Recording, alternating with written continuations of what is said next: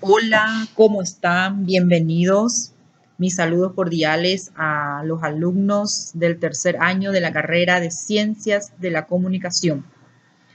Tengo el agrado de presentarme, soy la licenciada Blanca Barro.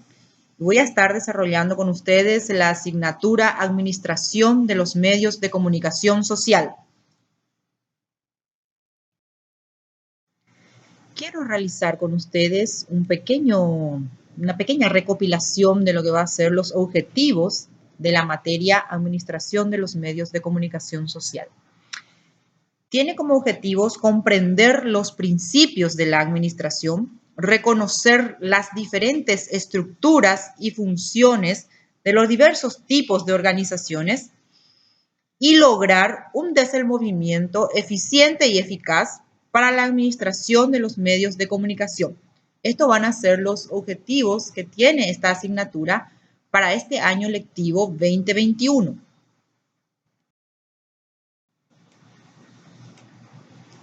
Vamos a adentrarnos a lo que es la unidad 1.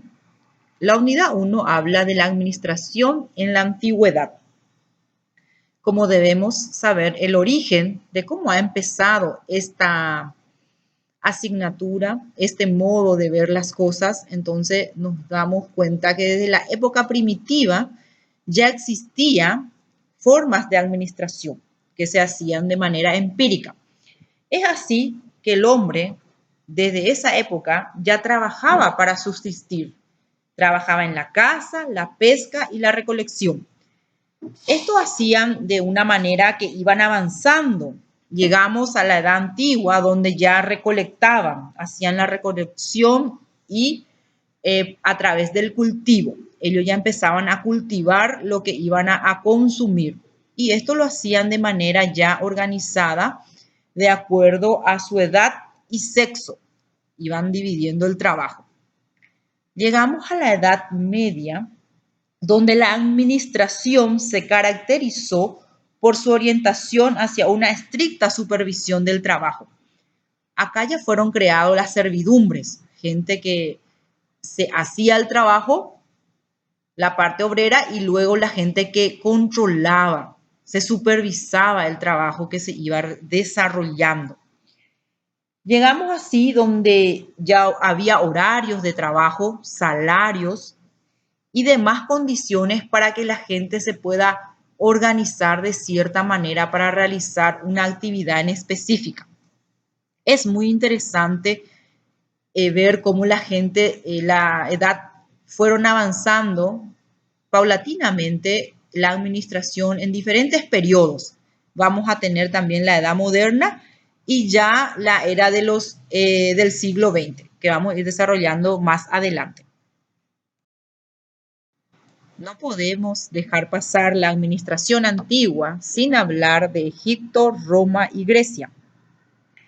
Egipto ya tenía una economía planeada y un sistema administrativo bastante amplio, que ha sido calificado por Weber como burocrática.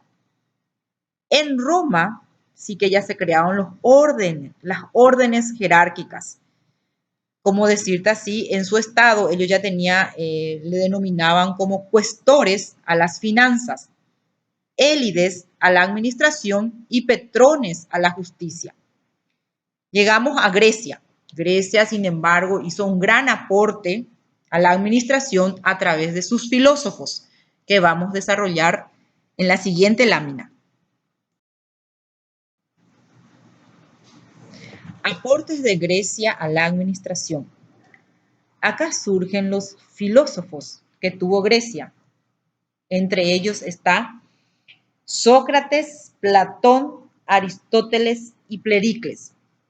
Todos estos filósofos hicieron unos aportes a lo que viene a ser las ideas administrativas a través de una ética hacia la administración. Producción de ideas. Ellos tenían ya en ese entonces una noción de cómo debería de ser la administración. Es así que Sócrates empezó a observar que hay que separar el conocimiento técnico de la experiencia. Platón, sin embargo, ya observó que las personas, los seres humanos, tienen habilidades especiales para ciertos trabajos. Entonces él ya empezó a hablar del origen de la especialización.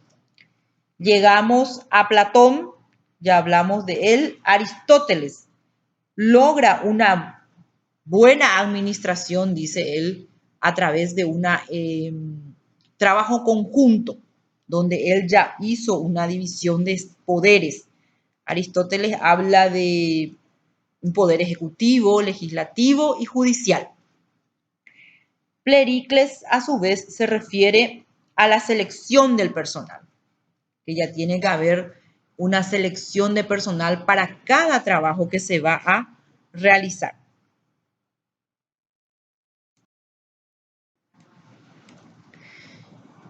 Llegamos a América Latina, la época precolombina. En esta época fueron 3 las culturas administrativas.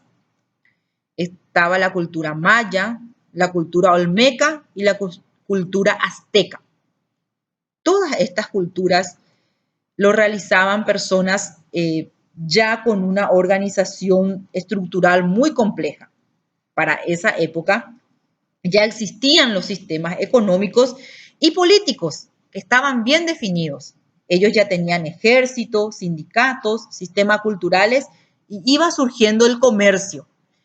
Esto nos demuestra que la administración va pasando por diferentes periodos y va ganando más fuerza y más conocimientos a lo largo de los tiempos. Llegamos a los principales contribuyentes de la administración. Acá surgen las teorías administrativas que fueron presentadas por diferentes personajes de esa época. Acá surge la administración científica, la burocrática, la clásica, la humanista, la del comportamiento y de la contingencia. Estas personas dieron un gran aporte para que hoy en día la administración tenga un antecedente, un precedente bien estructurado de cómo va surgiendo esta materia y esta forma de trabajo. Vamos a hablar de Frederick Taylor. Es considerado padre de la administración científica. Vamos a saber un poco por qué es él considerado de esta manera. Porque él dio aportes significativos a lo que es la administración científica. Publicó principios de la administración científica. ¿Y qué eran sus principios? Era enfatizar que todos tenían que hacer, separar la forma empírica de lo científico. Él decía que todo tenía que tener una forma científica de realizar las cosas. Tendría que haber una racionalización del trabajo. Teníamos que dar énfasis a la productividad del trabajo y lograr así una ampliación de los métodos científicos en el trabajo. Él comprobó a través de la observación, porque trabajaba en una industria, entonces él empezó a observar la forma que las personas iban trabajando. Entonces él de esa manera llega a estos principales aportes. Vamos a hablar de la administración moderna y para ello debemos mencionar a Henry Fayol, que nació en 1841 y falleció en 1925. Él es considerado padre del proceso administrativo, creador de la división de las áreas funcionales de una empresa y lanzó un libro llamado Administración Industrial y General. Fayol creó principios de la administración. Son 14, la dividió en 14, que son la división del trabajo. Todos tenemos que dividirnos para que salga bien un trabajo, decía él en sus principios. Tiene que haber autoridad, una disciplina para que lo hagamos de manera organizada, una unidad de división, unidad de mando, Tiene que haber coordinación, numeración, centralización, jerarquía, orden. Tiene que haber un orden para realizar los procesos de una administración. Tiene que haber equidad, estabilidad del personal, porque bien sabemos que si estamos bien, realizamos mejor una tarea. Iniciativa. Cada persona debe tener una iniciativa de querer hacer bien las cosas, tener una disciplina organizada para poder hacer bien. Tiene que haber un espíritu de cuerpo. ¿A qué se refiere esto? Que tenemos que tener una armonía laboral entre un conjunto de personas y hacer así el trabajo en equipo.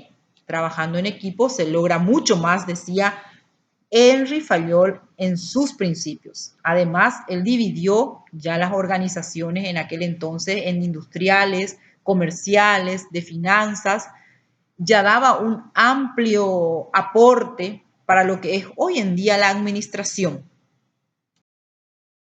No podemos dejar de mencionar la etapa de la revolución industrial. La revolución industrial tiene una primera fase en el año 1776 y va hasta 1870. Durante esta fase van surgiendo los avances. El primer motor a vapor, la revolución agrícola, el ferrocarril, va surgiendo el tejido, el algodón. Muchos descubrimientos fueron hechos en esta primera fase. Vamos a mencionar también a la segunda fase que va desde 1870 a 1914. En esta parte ya surge la electricidad, el petróleo, los automóviles, la industria química, la concentración financiera, van apareciendo las empresas y también surgen los nuevos medios de comunicación. En la antigüedad no existían lo que tenemos hoy en día, la televisión, los celulares. Entonces, en esta época va surgiendo de manera primaria lo que serían los medios de comunicación. La revolución industrial podemos observar en esta lámina en sus 4 fases. La primera fase es la mecanización. Ya existe, ahí va surgiendo la máquina a vapor, la energía hidráulica y la mecanización. La segunda fase habla de la electricidad, la producción en masa, la cadena de montaje de la electricidad. La tercera es la informática, la automatización, las tecnologías, que viene a ser las TIC. Y la cuarta es la digitalización, que ya viene a ser nuestra era, ¿verdad? La de Internet y de las cosas en las nubes. Es muy interesante cómo va avanzando y cómo podemos ver cómo llegamos hasta hoy día, en donde estamos en una administración más avanzada ya. Llegamos así a las nuevas tendencias administrativas, denominadas TGA. Estas nuevas tendencias tienen 5 variables que se tienen que ir conjugadas. Dentro de una organización hay personas que trabajan, tareas asignadas a través de la tecnología, porque sí o sí tiene que estar presente la tecnología, en un ambiente favorable a través de unas estructuras. Conjugando estas 5 variables, llegamos a lo que es una buena administración. Estos fueron tendencias que van avanzando hasta nuestros días. ¿Qué nos quiere decir? Que tenemos que trabajar en equipo y lograr las metas asignadas. Vamos llegando así al cierre de nuestra primera unidad. Quiero encerrar con esta frase de Hidalberto Chavenato, que dice así: la tarea básica de la administración es hacer las cosas por medio de las personas de manera eficaz y eficiente. Es muy interesante saber que dependemos unos de otros para que salgamos con un resultado eficaz y eficiente. ¿Qué nos dice la administración? Que si trabajamos de una manera organizada, vamos a tener un resultado mejor. Es un gusto para mí haber desarrollado esta unidad con ustedes. Nos vemos en la siguiente unidad. Gracias.